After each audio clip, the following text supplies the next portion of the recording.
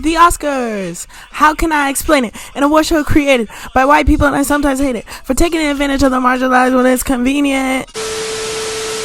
I really hope that reference landed for somebody.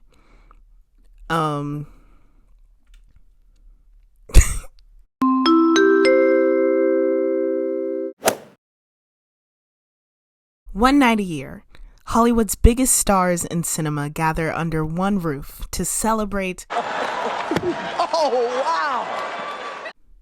Sorry. To celebrate the triumph. Okay, here's a seat filler. Can we get you up, honey? You want to go to the bathroom? Okay. What in the... This is not a joke. Moonlight has won Best Picture.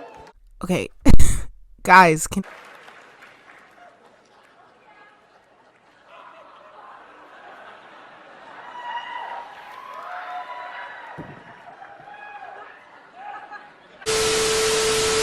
The Oscar, regarded by many as the most prestigious, significant award in the entertainment industry.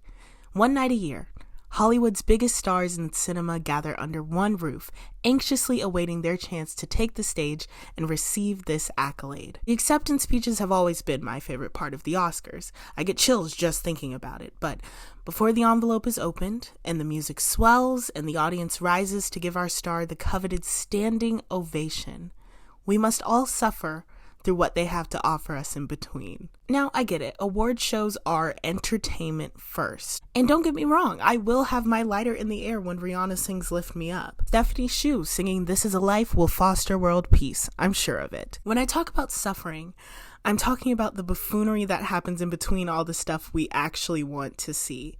The unscripted atrocities that turn the Oscars into a 7th grade talent show. In today's video, I'm going to give you all of my predictions for what 2023's Academy Awards has in store for us, from planned bits to unfortunate slip-ups. I'm fairly confident in all of my predictions, so without any further ado, let's get started. So I decided for the sake of this video to split my guesses into 3 categories. The first will be controversies. Controversies. Anyway, these are the moments that are going to end up on Impact and get stitched on TikTok, maybe even end up on Fox News if it's that bad. The next category is memes. These are like pictures, sayings, GIFs that we'll be using for the next however long. And then the last category are just things that I need to happen. Some of these are like genuine predictions, like things that people I want to win, awards that I think should happen, just for the sake of happening. It's very last minute. I understand the Oscars are literally today. At the time I'm uploading this video, the Oscars are like in I don't know how many hours. So let's just jump right into it. First controversy of the night. Jimmy Kimmel gets wheeled out in a fat suit and it is not well received. And I feel like Brendan Fraser would say something about it in his acceptance speech if he were to win.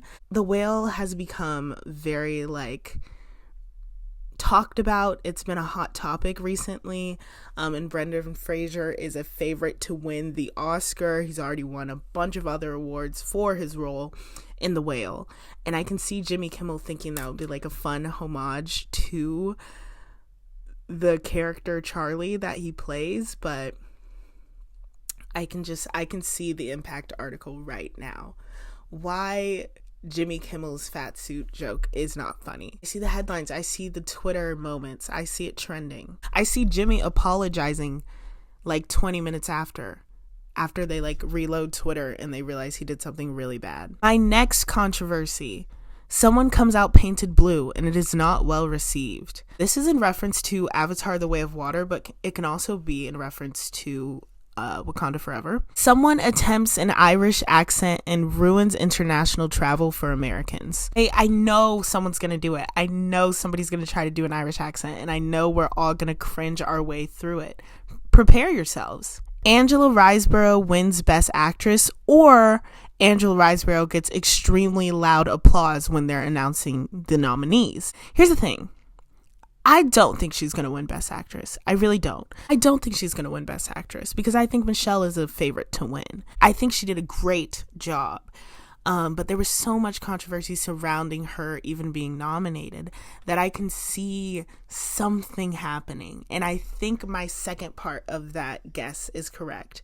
The extremely, extremely loud applause, or like a big rise, like something big happening when they announce her name.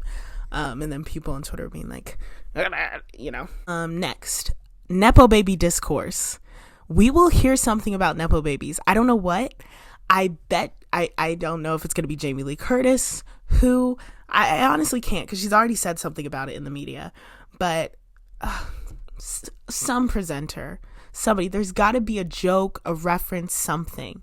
Or I could see someone taking it really seriously. Maybe Jimmy makes a joke about Nepo babies, and then someone comes up to accept their award, and they're like, my father worked really hard to get me where I am today. And like, it turns into a whole thing. I could see that happening.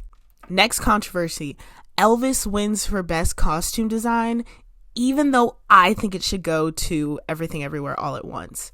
The same for best picture. I think it's going to go to The Fabelmans, even though it should go to Everything Everywhere All at Once. Not to say that The Fabelmans or Elvis don't deserve those awards. They do. They absolutely do. But I truly think with Everything Everywhere All at Once, these grand scale of it should just be appreciated. The amount of costumes they had to go through and the purpose behind each one was very important. And as for best picture, there was so much that went into making Everything Everywhere All at Once. The editing, the directing, the acting, like everything. And I honestly think Everything Everywhere All at Once deserves to sweep. But hey, that's just me. Somebody has to say Angela Bassett did the thing. Somebody has to say it. I predict that somebody will say it when she, like, if she loses Best Supporting Actress. If she doesn't get the Best Supporting Actress Oscar, I think it's going to be Jamie Lee Curtis. I think if Jamie Lee Curtis goes up there and accepts the Oscar, I think she's going to say, like, and I just want to, like, acknowledge all of the women in my category. Angela Bassett did the thing. That's the main one. This is, like, one of my predictions that I'm, like, all of my predictions are kind of like a jokey, haha. That's something I can see happening. And if it does, I'm going to scream so loud. Next, Chris Rock presents at the Oscars and is surrounded by bodyguards. I have a feeling the slap is going to be mentioned a lot. The infamous slap is just going to be mentioned over and over and over again. And honestly, we could even put that in controversies. Because it was so controversial when it happened, and now it's kind of just like a running joke. And I honestly, okay, sidebar here, Jimmy Kimmel did like a little promo thing for the Oscars, and he mentioned the slap, and I think he mentioned the slap again like in an interview or something. I saw like a little blurb from him saying like, you can't slap me, because it was something, I'll have to find it, but the slap has been mentioned more times than I can count already. And I honestly thought it was one of those things that the Oscars would be like, don't talk about it. We don't talk about the slap. I assumed nobody would talk about it. I thought it was like taboo. But I guess it's not. Next, presenters come out with dildo-esque items attached to their backside. This is in reference to Everything Everywhere All at Once. Can you tell which movie I'm rooting for? Next, Ghostface is seated in the audience next to Megan, or Ghostface and Megan present an award. Okay, it's pretty far out there. It's not that far out there. I think if you can have James Corden and Rebel Wilson come out in full-blown Cats costumes, you can get Ghostface and Megan to present an award. And I think the audience would live for that. I know the people at home would. Speaking for the people at home, we want Megan in the audience now. Celebrity ugly crying during This Is a Life or Lift Me Up. Probably Jamie Lee Curtis. I think there's going to be some tears. I think there will be tears shed. Multiple. Next guess, the opening number is full of references to movies that were not nominated. Can I be honest? I want an opening number. I know that's like controversial to say. Some people, okay. Before I am a woman, before I am a black person, I'm a theater kid.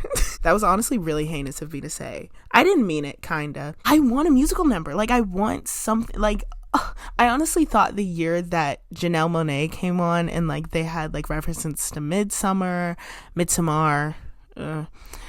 had, like, references to Midsommar and Us.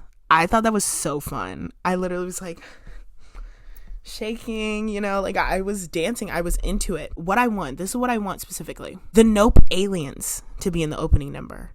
I think that would be a lot of fun. The Matilda kids. I want the we can SPL how we like, if enough of us are wrong, wrong is right. The dog from Dog starring Channing Tatum. Like, I want as many movie references as we can get in there. I want the Megan dolls in there. Bring Megan in for that, honestly. She'd slay. Next, someone gets thirsty for Pedro Pascal or Michael B. Jordan or Jonathan Majors or all of the above. It's gonna happen. That's another one that I'm fairly certain will happen. Like, I don't want to say 100% because I don't want to embarrass myself on the internet. The Oscars. How can I explain it? An award show but it kind of has to happen. I think it's like a rule that if you're at an award show and you're attractive, someone has to thirst over you. So, next. New Andrew Garfield reaction meme. Might be happy, might be sad. It might be a GIF. It might be a full-blown video and have audio. I don't know yet. I just know we're going to get one. Vanessa Hudgens and Lily Singh reaction meme. So Ashley Graham, Vanessa Hudgens, and Lily Singh are all hosting like the pre-show to the Oscars. And I thought it was funny because I was like, Vanessa Hudgens and Lily Singh seem like two like ends of a spectrum. Like, I don't know. I feel like Lily Singh would be so like animated and like hype, and then Vanessa Hudgens would just kind of be like so like Valley Girl with it. I can see like the two of them being such an odd pair that it becomes a meme, and I'm really excited for that. I will be tuning into that pre-show to see what happens because I know there's going to be some like fun stuff going on. I'm actually really excited for that. Moving on to my last category. Drum roll, please. Things I need to happen.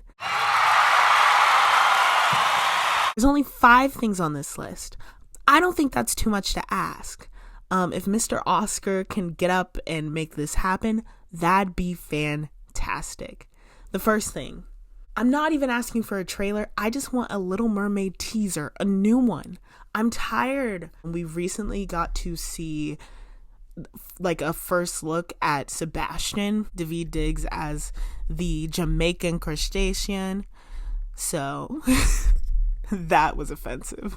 My Jamaican accent is awful. But I want just a new teaser. I want something. I want to see Ursula. I want to see Ursula. I feel like it's overdue. Honestly, though, I feel like that's too much to ask. Ursula specifically, because I feel like they're going to hold on to her for as long as they can. Maybe, you know, I'll settle for King Triton. There, I said it. Number 2, a performance of the song from Turning Red. You know what song I'm talking about. But I want Jordan Fisher there singing it.